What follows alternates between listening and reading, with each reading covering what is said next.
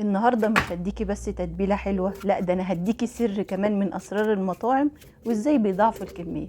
بس في الاول هنسمي الله ونصلي على الرسول الحبيب.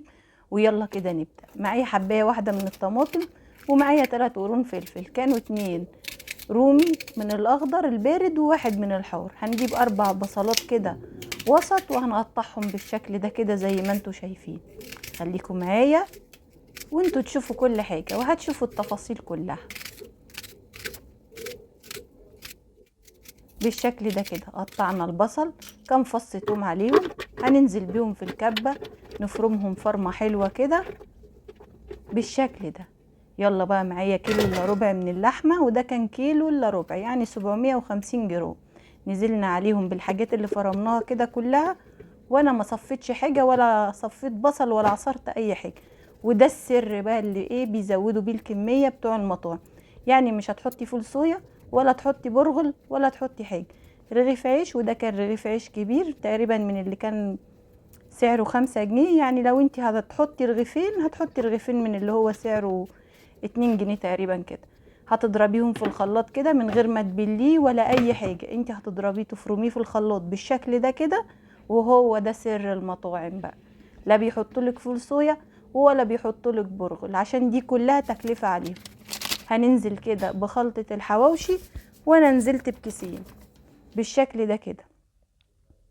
التوابل بتاعتنا ملح وفلفل، مش هنحط اكتر من كده. وما تكتريش ملح عشان التوابل بتاع الحواوشي بيبقى فيها ملح. يلا بقى قلبي، ولو عايزة تاخديها فرمة تاني في الكبة مفيش مشكلة، بس انا استكفيت بكده. يلا بقى تعالي، وبتمن 3 من بره احنا هنعمل 20 رغيف. وعديهم معايا كده وانتي تشوفيهم. يلا نسمي الله ونبدأ.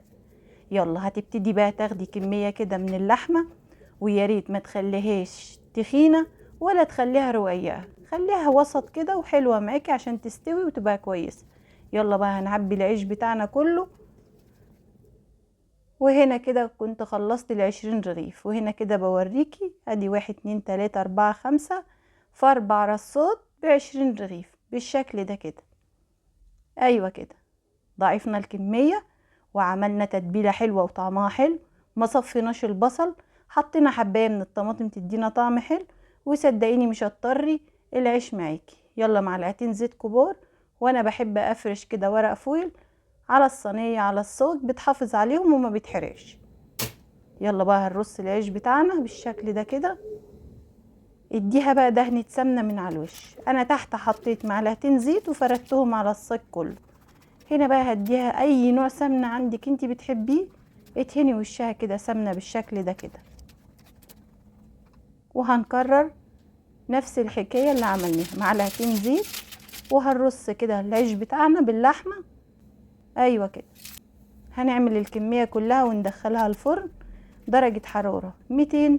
هنشغل الفرن من تحت لحد ما تحمر، واول ما تحتاج لون من فوق هنشغل الشواية 2 3 دقايق وهتطلع بالجمال ده كده والشكل ده.